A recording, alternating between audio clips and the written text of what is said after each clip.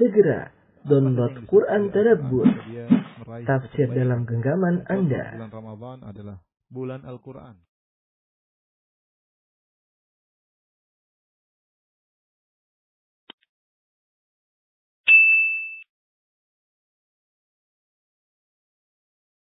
Bismillahirrahmanirrahim. Assalamualaikum warahmatullahi wabarakatuh. Alhamdulillahi ala ihsani wa syukru lahu ala taufiqihi wa amtinani. Asyhadu an la ilaha illallah wahdahu la syarika lahu ta'ziman li sya'nihi wa asyhadu anna Muhammadan abduhu wa rasuluhu da'ila ridwanih. Allahumma salli alaihi wa ala alihi wa ashabihi wa ikhwanih. Para hadirin dan hadirat, kita lanjutkan bahasan kita tentang kitab Kasyfus Syubhat.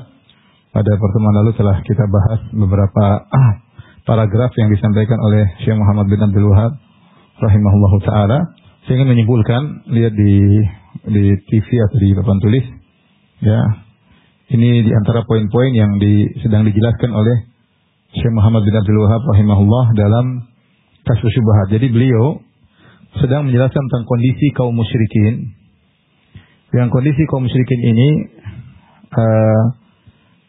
di mana mereka meyakini adanya Allah, bahkan mereka meyakini bahwasanya Allah Maha Pencipta, Allah Maha Esa dalam kepemilikan, Allah Maha Esa dalam pengaturan. Kemudian ternyata kaum musyrikin yang Nabi diutus kepada mereka juga beribadah dengan berbagai macam ibadah. Nanti akan kita jelaskan, ya.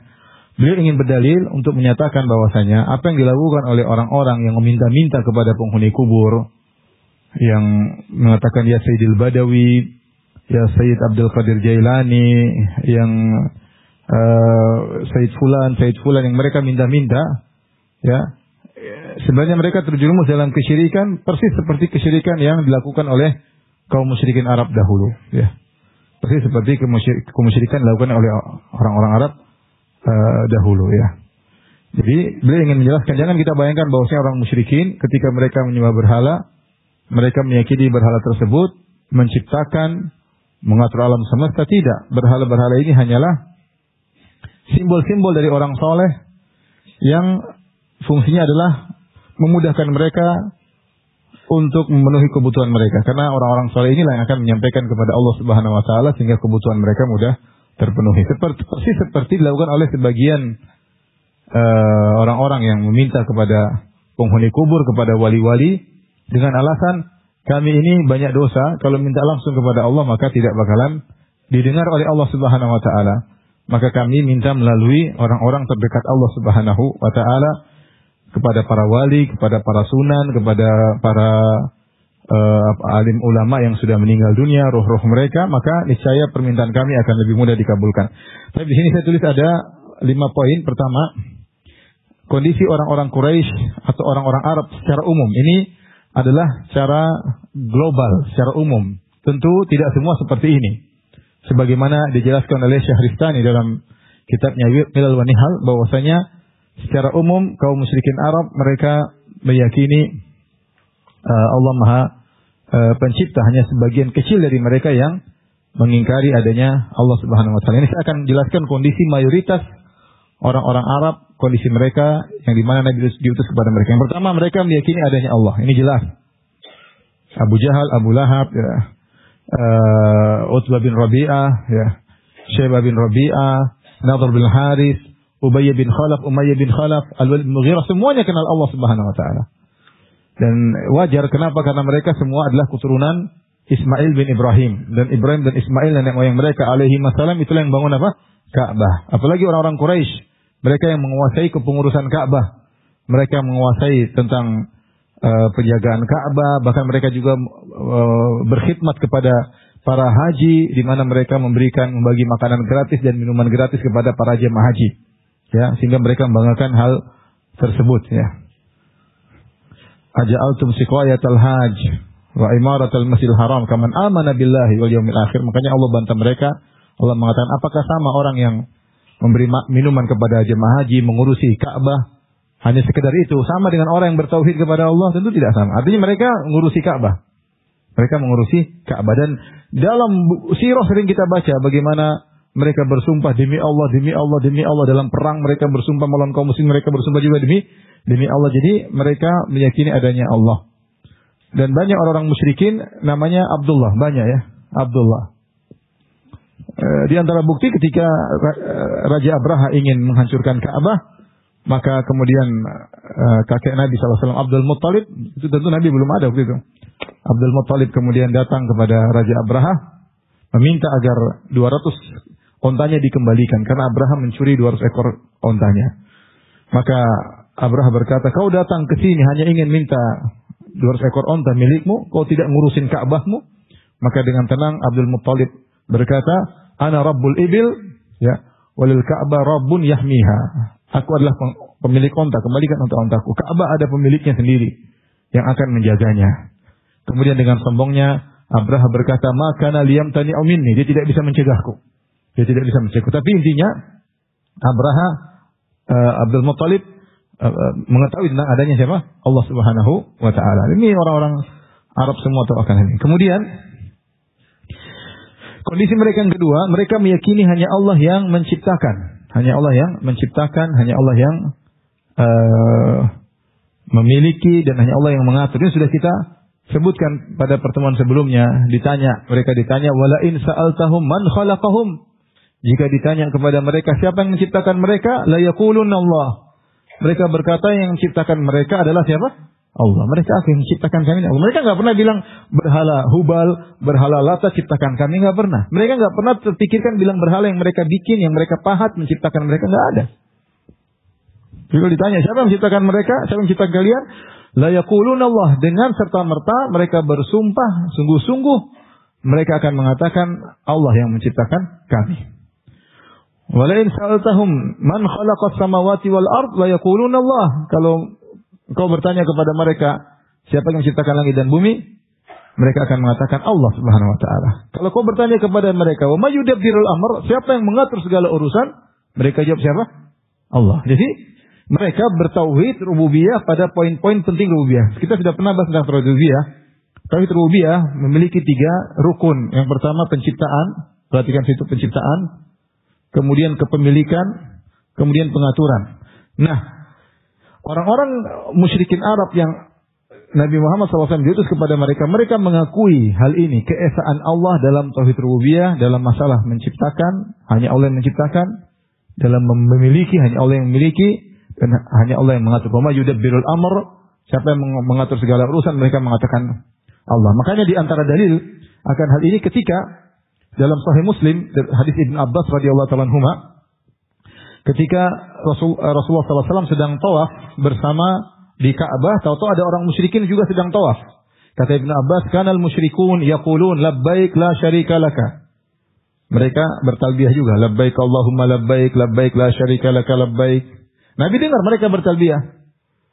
Fayaqulu Rasulullah SAW, maka Rasulullah SAW tegur talbiyah mereka. Kata Rasulullah SAW, wailakum qad. Cukup. Jangan tambahin lagi. Jadi talbiyahnya sudah bagus. Labbaik la syarika laka. Kami penuhi panggilanmu ya Allah, tidak ada sekutu bagimu. Bagus atau tidak? Bagus. Ini kalimat tauhid. Makanya Rasulullah berhenti. Jangan tambahin lagi. Ternyata mereka tambahin lagi. Illa syarikan huwa lak tamlikuhu wa mamalak. Kecuali sekutu yang itu di bawah kekuasaanmu, tamlikuhu, engkau menguasai sekutu tersebut wahai Allah, wa mamalak, dan sekutu tersebut tidak memiliki apa-apa. Perhatikan. Ini yang menyatakan orang musyrikin ketika sedang tawaf di Ka'bah, dan ini dalam Sahih Muslim. Mereka mengatakan labbaik Allahumma labbaik, labbaik la syarika laka labbaik, illa syarikan huwa lak tamlikuhu wa malak. Ya Allah, tidak ada sekutu bagimu, ya Allah kami penuhi panggilanmu untuk tawaf, tidak ada sekutu bagimu kecuali sekutu yang kau izinkan, kecuali syirik yang kau bolehkan, tamlikuhu, yang sekutu tersebut adalah milikmu. Tamlikuhu, kau menguasai dia, wa ma malak, dan dia tidak menguasai apa-apa. Ini pernyataan orang-orang musyrikin, menunjukkan bahwasanya mereka mengesahkan Allah dalam pemilikan. Paham? Yang menguasai alam semesta ini hanyalah siapa? Allah. Adapun pengaturan jelas. Wa ma yudabbirul amr, dalam Al-Quran siapa yang mengatur alam semesta? Mereka mengatakan Allah. Amma yamliku as-sam'a wal absar, siapa yang menguasai penglihatan, siapa yang pendengaran? Sudah kita jelaskan pada pertemuan kemarin. Mereka mengatakan Allah. Jadi ini adalah kalau boleh kita katakan 3 poin penting, ya, tauhid rububiyah.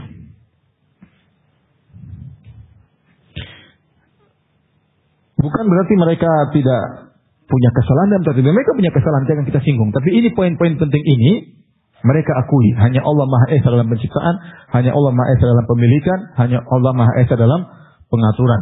Karena mereka mengakui ini, makanya Allah berdalil dengan pengakuan mereka. Kalau begitu, esakan Allah dalam peribadatan.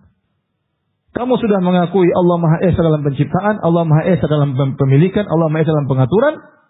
Ya sudah, kalau gitu, esakanlah Allah dalam peribadatan. Jangan menyembah selain Allah. Maka Allah mengatakan, "Fala taj'alu lillahi andadan wa antum ta'lamun." Kalau begitu jangan kalian jadikan tandingan-tandingan bagi Allah, padahal kalian tahu yang menciptakan semuanya hanya siapa? Allah Subhanahu wa taala. Baik. Kondisi ketiga yang dijelaskan oleh Syekh Abdul Wahab rahimahullah, bahwasanya dalam kasus syubhat, bahwasanya mereka juga beribadah. Kaum musyrikin Arab ini mereka juga beribadah karena mereka mengenal Allah Subhanahu wa taala, mereka juga beribadah kepada Allah Subhanahu wa taala dan ibadah mereka sangat banyak. Ibadah mereka, saya akan sebutkan model-model ibadah mereka. Di antara ibadah mereka yang jelas haji. Haji jelas. Mereka berhaji. Rasulullah SAW setiap musim haji Rasulullah berdakwah di Mina. Bahkan Rasulullah SAW sebelum jadi nabi, Rasulullah SAW masih remaja. Rasulullah SAW ketika Rasulullah SAW wukufnya di Arafah. Sementara orang-orang Quraisy yang mereka musyrikin, mereka wukufnya di Muzdalifah. Kenapa mereka mengatakan nahnu ahlul humus? Kami ini adalah orang-orang mulia. Kami adalah penghuni tanah haram. Ngapain kami ibadah di tanah halal? Karena Mekah, Ka'bah, tanah haram, tanah halal. Paham? Mau digambar di sini? Ini sudahlah saya gambar lah daripada antum bengong. Ini Ka'bah, ya. Kurang bagus. Ini aja deh. Ini Ka'bah, sekitarnya ada tanah haram. Tanah haram. Di sini ada misalnya yang paling jauh Hudaybiyah. Hudaybiyah itu sekitar kurang lebih 23 kilo. Sini ada Tan'im. Tan'im kurang lebih 6 kilometer. Sisanya nanti ada di antaranya ada Arafah. Ini semuanya, ini yang di luar ini tanah halal semua. Ini tanah haram. Yang ini tanah halal. Nah, kalau orang umroh, dia harus masuk dari tanah halal ke tanah haram. Karena umroh artinya ziarah. Artinya ziarah, mengunjungi. Jadi dari tanah halal masuk ke tanah haram. Makanya dari keluar mikot kemudian masuk ke tanah halal. Kalau penduduk Mekah ingin umroh, mereka harus ke tanah halal. Entah ke Hudaybiyah, entah ke Tan'im, entah ke Arafah. Di antaranya adalah Arafah. Arafah juga tanah halal. Nah, dalam haji, pelaksanaan haji juga bercampur ada antara tanah halal dan tanah haram. Tanah haram itu adalah Mina dan Muzdalifah. Tanah haram adalah Mina dan Muzdalifah, Masjidil Haram. Tanah halal Arafah. Ketika tanggal 9 Dzulhijjah, orang-orang Quraisy, jadi yang mereka sudah berhaji sejak mendapatkan ajaran warisan dari nenek moyang mereka, dari Ismail, dari Ibrahim alaihi salam. Tapi mereka mengadakan perubahan-perubahan. Di antara bid'ah yang dilakukan oleh orang-orang Quraisy, mereka kalau wukuf tanggal 9, mereka tidak mau wukuf di Arafah. Kenapa tidak mau wukuf di Arafah? Kata mereka, kami penduduk tanah haram. Ngapain kami pergi ibadah di tanah halal? Sehingga mereka semuanya wukufnya di Muzdalifah. Paham? Antum belum pernah hajian ya? Muzdalifah itu termasuk dari tanah haram. Paham? Karena mereka ahlul haram. Ya, orang Quraisy kan tinggalnya di kota Mekah. Mereka semua tinggal di tanah haram. Ngapain kami beribadah di tanah halal? Tapi subhanallah, Nabi Muhammad SAW dijaga oleh Allah. Sebelum dia jadi Nabi, ketika hari Arafah, dia di tanah halal. Dia di Arafah bersama kabilah-kabilah yang lain. Jadi kabilah-kabilah Arab yang lain, kalau mereka hajian tanggal 9, mereka di Arafah.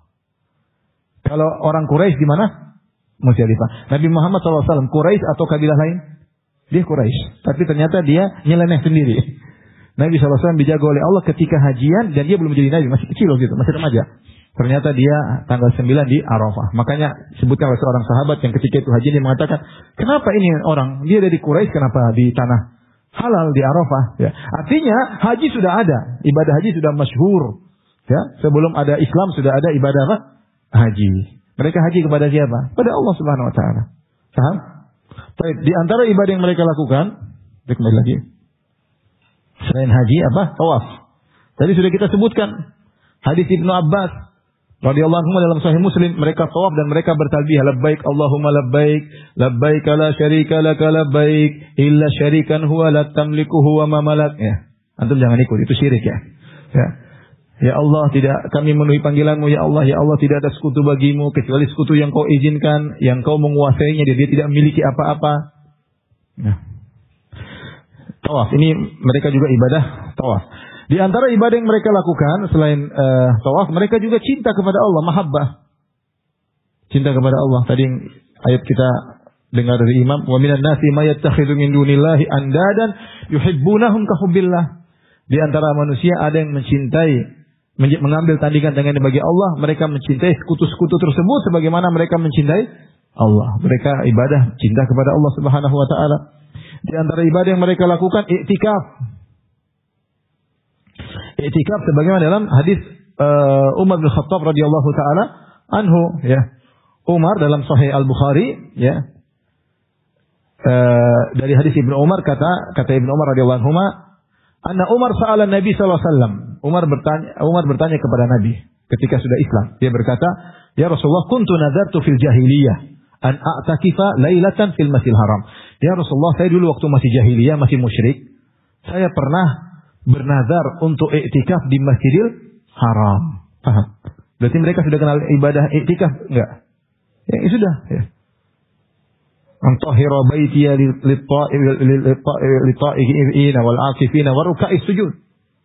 Allah mengatakan, wahai Ismail dan Ibrahim, bersihkanlah Ka'bah untuk orang sedang tawaf, untuk orang yang ruku dan orang yang sedang i'tikaf. Jadi i'tikaf ibadah yang masyhur. Sebelum datang Nabi sallallahu alaihi wasallam, mereka sudah kenal ibadah i'tikaf. Umar ketika masih musyrik pernah bernazar untuk apa? I'tikaf. Menunjukkan ibadah tersebut mereka juga lakukan. Di antara ibadah yang mereka lakukan juga adalah puasa. Mereka juga puasa. Dalam hadis yang diriwayatkan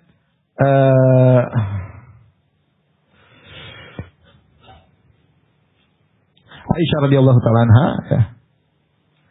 Aisyah radhiyallahu taala anha mengatakan, kanat Quraisy, ya, kana Asyura, kanat Quraisy tasum yauma Asyura.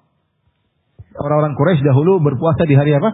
Asyura. Karena hari Asyura itu diagungkan oleh orang Yahudi sama orang-orang Quraisy, kemudian datang Islam, Islam juga mengagungkan hari Asyura. Tetapi mereka puasa di hari apa? Asyura. Ini sebelum datang Nabi sallallahu alaihi wasallam, mereka sudah berpuasa hari Asyura. Berarti mereka juga berpuasa. Kemudian di antara ibadah yang mereka lakukan juga adalah sedekah. Sebagaimana diriwayatkan dari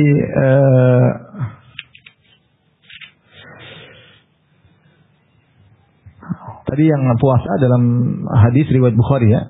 Saya ulangi kata Aisyah, kana yaum Asyura yauman tasumuhu Quraisy fil jahiliyah. Hari Asyura adalah hari yang dimana orang-orang Quraisy berpuasa pada hari tersebut di zaman jahiliyah. Hadis riwayat Al-Imam Al-Bukhari, hadis sahih.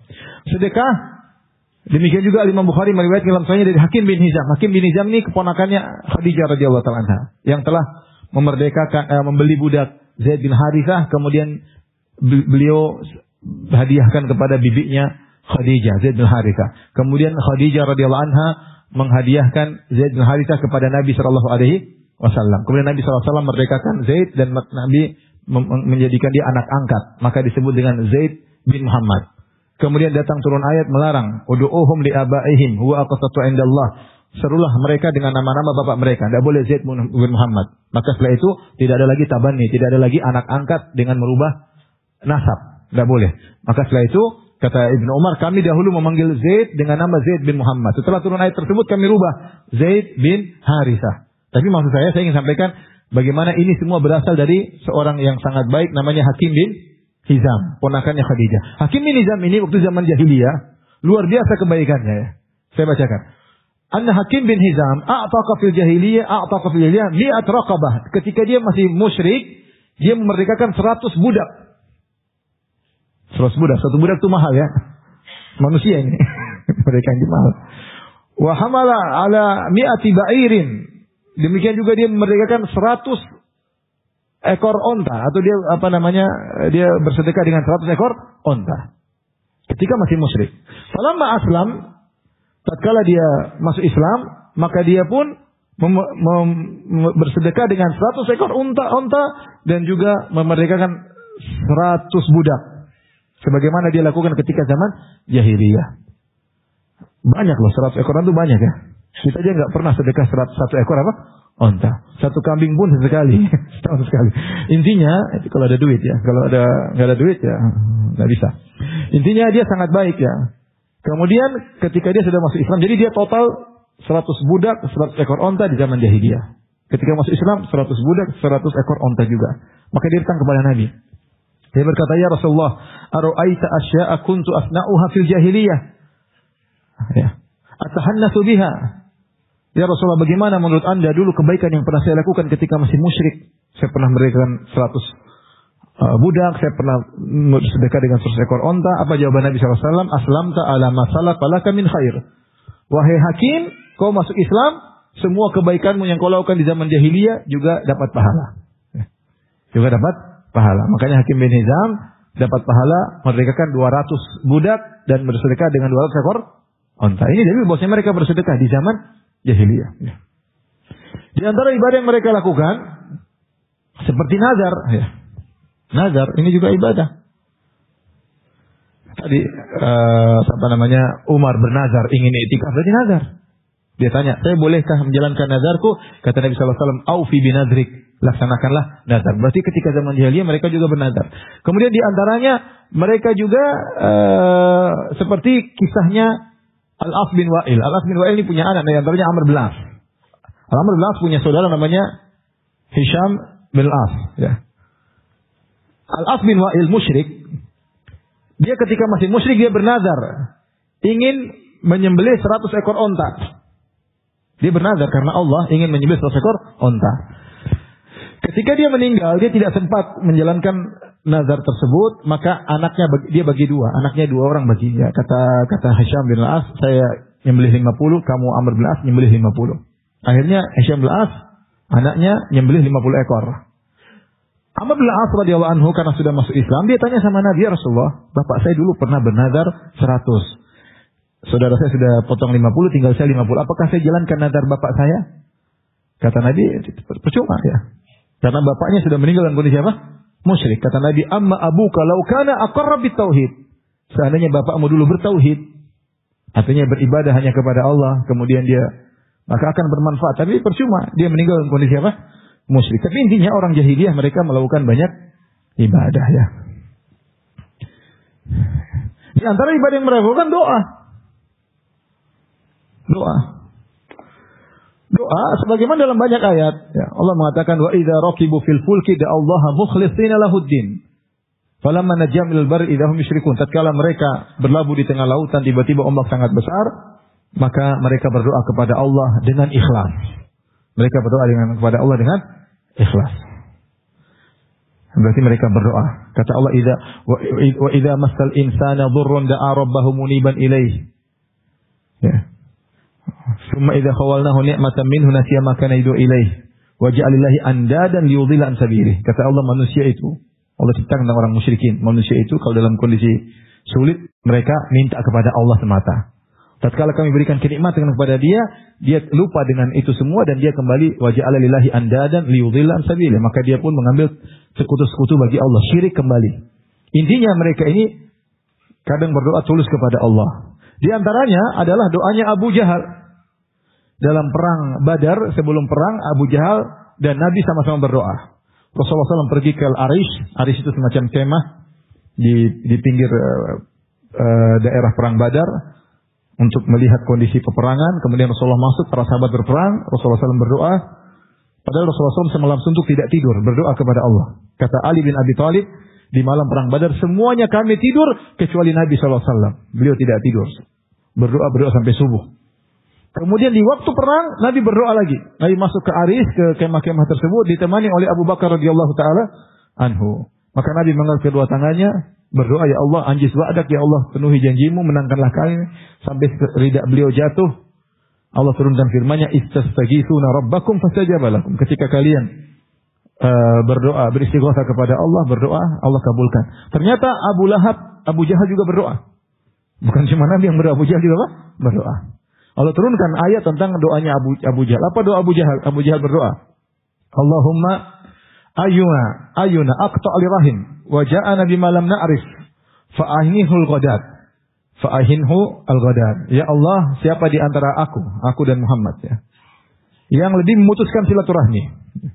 Dulu kita baik-baik bersatu, Muhammad bikin masalah, akhirnya kita ribut sekarang sampai perang. Jadi dia berdalil kepada Allah, ini yang bikin masalah bukan saya Allah, Muhammad. Siapa di antara kami yang lebih memutuskan silaturahmi? Muhammad maksud dia. Yang datang dengan perkara yang kami tidak tahu sebelumnya. Nenek moyang kami nggak ada tahu ini Muhammad yang aneh aja ya. Maka hancurkanlah dia hari ini. Maka Allah kabulkan doanya. Kata Allah, "In tastaftihu faqad ja'akumul fath." Dalam surat Al-Anfal. Ketika kalian meminta keputusan dari Allah, telah datang keputusan. Kau minta siapa yang memutuskan silaturahmi dibinasakan, engkaulah yang binasa wahai Abu Jahal. Karena dia yang memutuskan silaturahmi dengan bertahan kepada kesyirikan.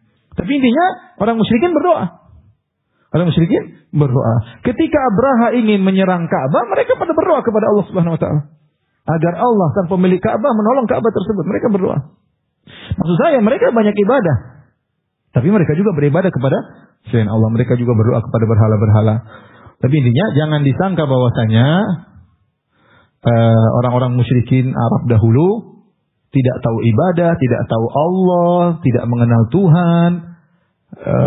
Saya dulu juga menyangka demikian. Saya menyangka waktu saya masih SD dulu. Saya bilang orang musyrikin kok bodoh banget ya. Masa bikin patung, bilang patung menciptakan alam semesta.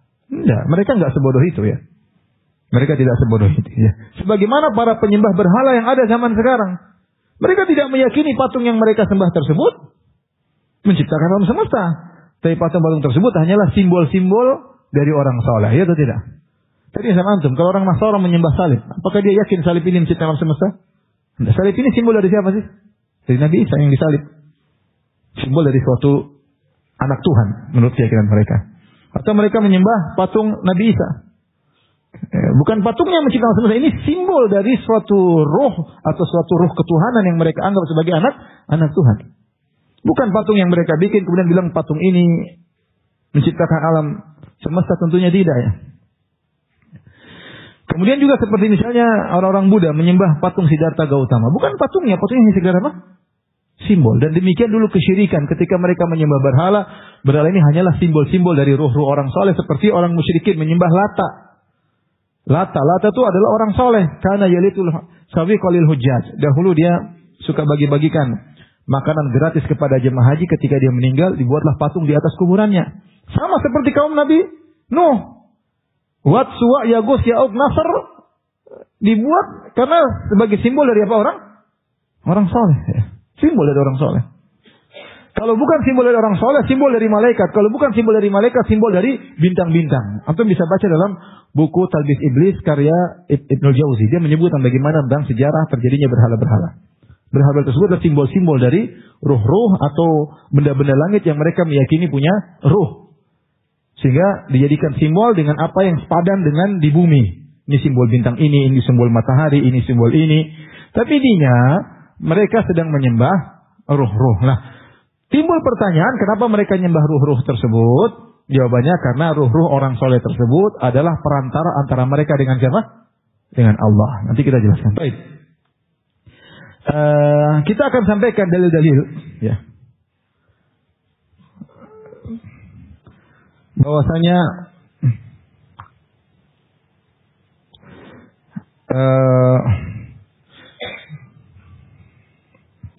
mereka beriman kepada tauhid ar-rububiyah. Ini sudah saya singgung pada pertemuan tadi, saya lengkapin lagi ya.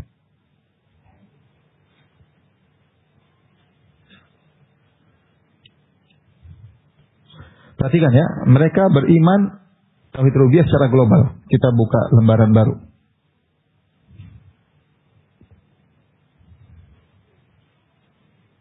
Dalil mereka beriman atau mengakui pada tauhid rububiyah secara global tentunya. Bukan berarti mereka bersih semua tauhid rububiyah, enggak mungkin. Mereka pasti ada kesalahan juga dalam tauhid rububiyah, pasti ada kesyirikan juga dalam tauhid rububiyah, tapi secara global pokok-pokok dasar tauhid rububiyah seperti mencipta, memiliki dan mengatur, mereka imani pada tauhid rububiyah secara global. Baik. Yang pertama adalah tadi mereka mengakui kalau ditanya mereka mengakui. Ditanya siapa pencipta, mereka mengakui. Sudah kita jelaskan ayat-ayatnya tadi. Kemudian yang kedua, di antara bukti bahwasanya mereka beriman kepada tauhid rububiyah, Allah menamakan keyakinan mereka dengan iman. Allah menamakan keyakinan mereka ini dengan iman. Sebagaimana dalam surat Yusuf 12 ayat 106. Kata Allah, "Wa ma yu'minu aktsaruhum billahi illa wa hum musyrikun." Tidaklah mereka beriman kepada Allah kecuali mereka musyrik. Antum baca buku tafsir, seluruh buku tafsir, pasti di situ disebutkan perkataan para sahabat. Apa yang dimaksud dengan kaum musyrikin beriman tapi syirik? Beriman itu maksudnya kalau mereka ditanya siapa yang menciptakan langit dan bumi, mereka akan jawab siapa? Allah. Jadi Allah namakan keyakinan mereka terhadap rububiyah dengan apa? Dengan iman.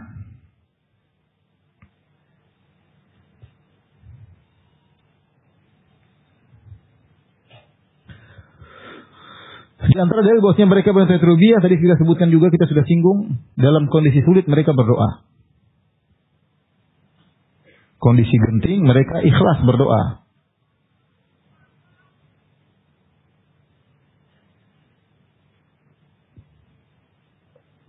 Dalam kondisi genting mereka ikhlas berdoa. Nah, ketika mereka ikhlas berdoa, mereka membuang seluruh sembahan-sembahan mereka. Ini kalau tidak salah diriwayatkan, saya tidak tentang sanadnya, dalam buku sejarah disebut Ikrimah bin Abi Jahal kalau tidak salah, ketika dia pergi ingin lari dari kota Mekah, kemudian dalam kondisi genting dia buang seluruh berhala-berhalanya, kemudian dia kembali kepada Allah Subhanahu wa taala. Intinya tadi disebut dalam Al-Qur'an, wa idza raqibu fil fulki da'allaha mukhlishina lahuddin. Dalam ayat seperti ini banyak dalam Al-Qur'an. Ketika mereka dalam kondisi genting di tengah lautan, mereka ikhlas beribadah kepada Allah Subhanahu wa taala. Kenapa mereka tidak minta kepada berhala-berhala mereka? Dalam kondisi genting mereka tahu berhala ini tidak mampu. Berhala tidak mampu. Sehingga mereka tahu yang mampu mengabulkan hanya siapa? Allah. Ini ada rububiyah, karena masalah pengabulan doa itu masalah rububiyah. Ya. Wa idza ghasyiyahum maujun kadzulaida Allah mukhlishina lahuddin. Ketika mereka diterpa dengan ombak yang besar, mereka ikhlas berdoa kepada Allah. Dalam ayat yang lain, wa idza massakumud dzurru fil bahri dhalla man tad'una illa iyyah. Ketika kalian ditimpa kemudaratan di tengah lautan, semua sembahan kalian buang kecuali hanya Allah Subhanahu wa taala. Mereka tidak minta kepada Suwa, Yagus, mereka tidak minta kepada Hubal, kepada Lata, kepada Uzza, tidak. Mereka hanya minta kepada Allah Subhanahu wa taala, menunjukkan ketika dalam kondisi demikian mereka tahu yang mampu hanyalah Allah Subhanahu wa taala. Sehingga kita tambahkan lagi boleh 4, yaitu dalam kondisi genting mereka mengakui kelemahan Tuhan-Tuhan yang lain. Mengakui ketidakmampuan berhala-berhala mereka.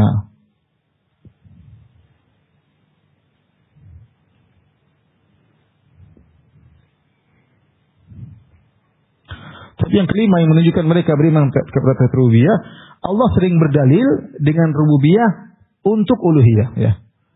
Allah sering berdalil dalam Al-Quran banyak sekali. Dengan rububiyah, dengan iman mereka kepada rububiyah, iman mereka kepada rububiyah agar mereka bertauhid uluhiyah. Agar mereka bertauhid uluhiyah.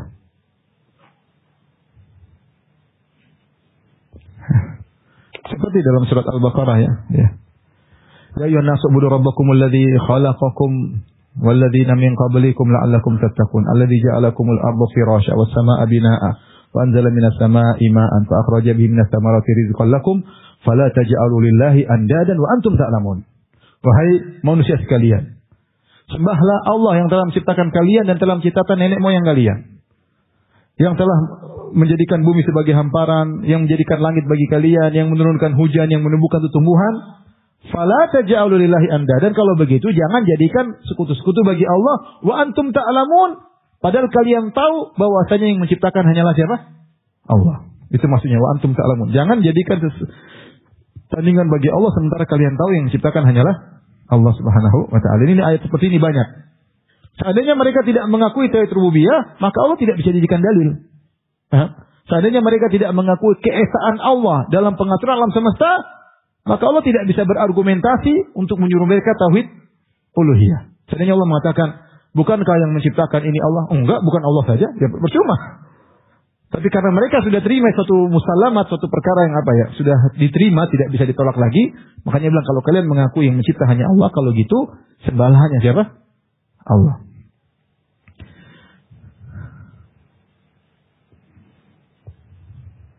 Mereka meyakini, perhatikan di antara dalil sudah kita singgung juga 6. Mereka meyakini seluruh sembahan mereka hanyalah milik Allah.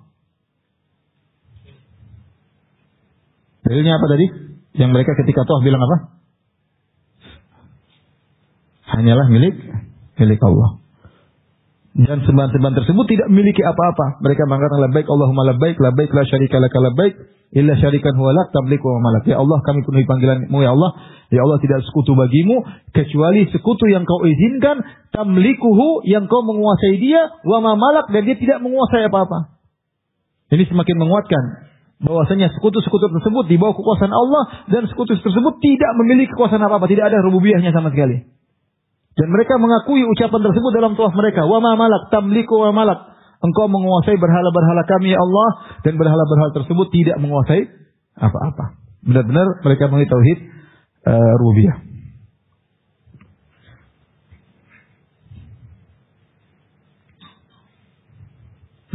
Dalam Al-Quran maupun Sunnah, dalam hadis, tidak ada satu dalil pun yang berkata, yang menyuruh atau memerintahkan,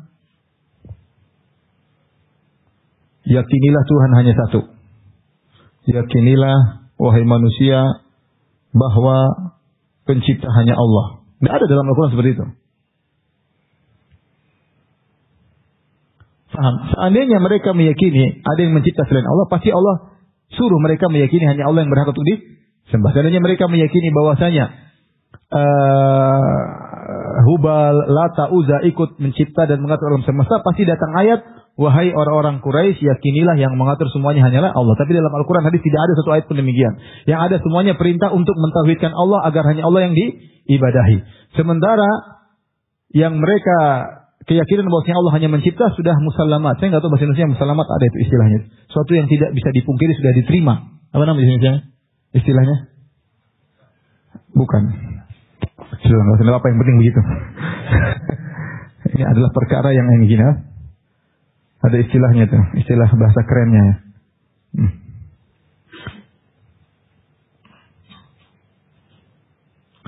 Tapi mereka juga kaum musyrikin berdalil atas kesyirikan mereka dengan kehendak Allah. Mereka berdalil ini 8 ya. Atas kesyirikan mereka dengan kehendak, dengan takdir ya. Dengan takdir. Sayaqul ladzina asyraku law syaa Allahu ma asyrakna. Berkata orang-orang musyrikin, kalau Allah berkehendak kami tidak akan syirik. Jadi mereka berdalil dengan takdir. Berarti mereka beriman kepada apa? Takdir. Tapi salah. Tapi mereka meyakini semua kami syirik ini atas kehendak Allah. Ketika mereka lakukan maksiat, mereka juga berdalil dengan kehendak Allah. Nomor 9. Ketika bermaksiat juga berdalil dengan Allah.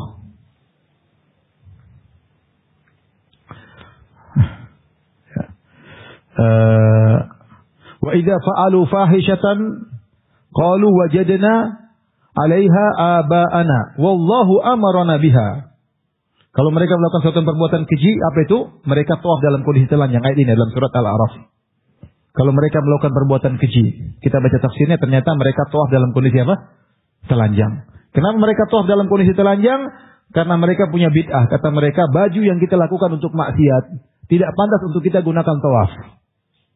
Kita di luar sebelum kita masuk ke Mekah, kita maksiat pakai baju ini. Kalau begitu bagaimana? Kalau kita mau sudah masuk di Mekah, cuma dua caranya. Pertama, pinjam baju dari orang Quraisy karena dianggap orang-orang suci, keturunan Nabi Ibrahim, Nabi Ismail.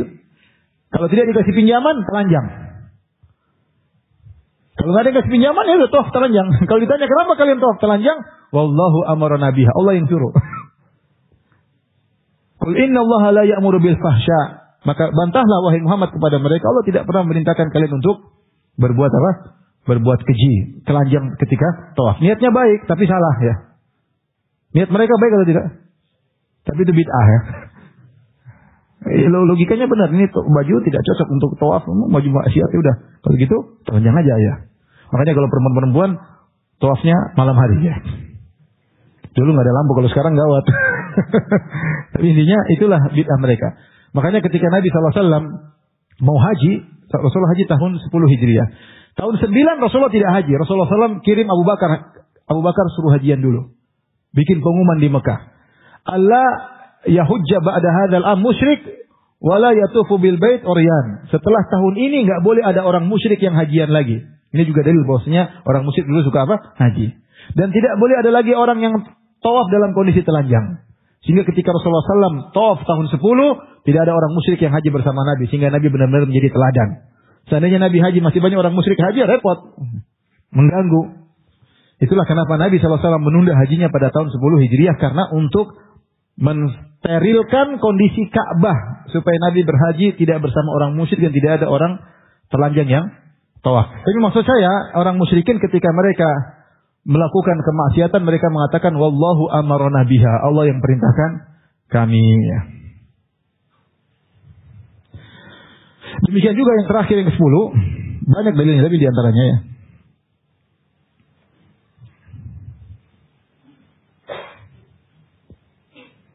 Allah sering memberi pertanyaan yang disebut dengan istifham al-takriri, al-istifham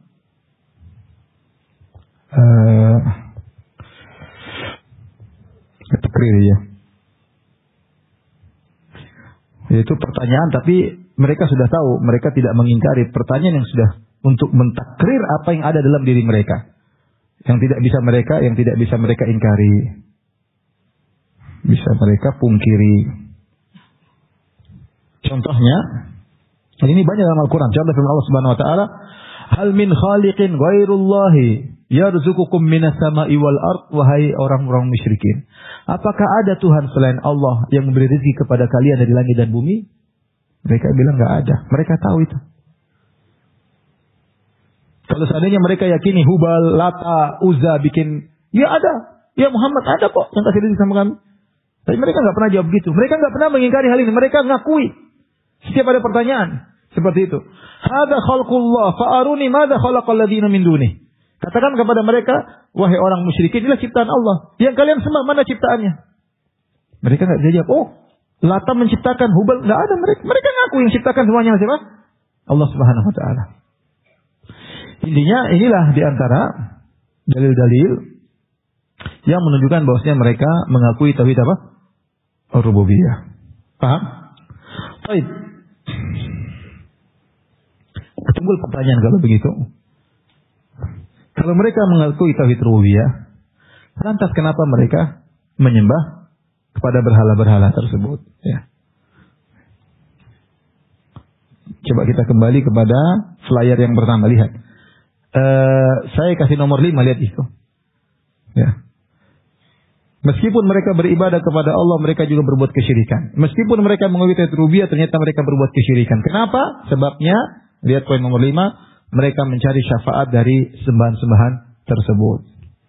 Untuk memenuhi kebutuhan mereka di dunia, atau untuk mendekatkan diri mereka kepada Allah Subhanahu wa Ta'ala. Inilah sebab utama Kenapa mereka beribadah kepada berhala-berhala tersebut? Sudah kita jelaskan berhala-berhala tersebut hanyalah simbol atau lambang dari suatu kekuatan yang mereka rasa kekuatan tersebut dekat dengan Allah. Apakah itu orang soleh, apakah itu bintang-bintang, ataukah itu matahari, ataukah itu malaikat, ataukah itu para nabi, apakah itu Uzza, apakah itu Nabi Isa, apakah itu sembahan. Intinya jin-jin atau malaikat. Intinya mereka meyakini bahwasanya sembahan mereka itu akan menyampaikan syafaat bagi mereka di sisi Allah Subhanahu wa taala. Lihat dalilnya banyak ya. Saya buka lembaran baru. Dalil bahwa mereka menyembah berhala. Masih ada waktu ya? Hanya untuk mendapatkan apa? Syafaat. Gak keburu waktunya. Ini dalilnya banyak ya. Ini poin yang penting untuk kita bahas. Berapa menit lagi? 3 menit. Sudah dulu ya. Nanti hang ya. Ini poin insyaallah pekan depan ya. Mau lanjut apa nanti? Lanjut ya. Lanjut pekan depan ya. Baik, sampai sini pelan-pelan aja lah. Ya, pelan-pelan. Tauhid pelan-pelan. Kita diulang. Tauhid itu harus diulang-ulang ya. Baik, sampai sini saja. Insyaallah kita lanjutkan. Karena ini poin nanti yang banyak syubhat juga oleh orang-orang yang meminta-minta di kuburan. Mereka ingin melegalkan kegiatan mereka. Allah alam bisawab, demikian saja kajian kita. Insyaallah kita lanjutkan pekan depan. Kurang lebih mohon maaf. Wabillahi taufiq wal hidayah. Assalamualaikum warahmatullahi wabarakatuh.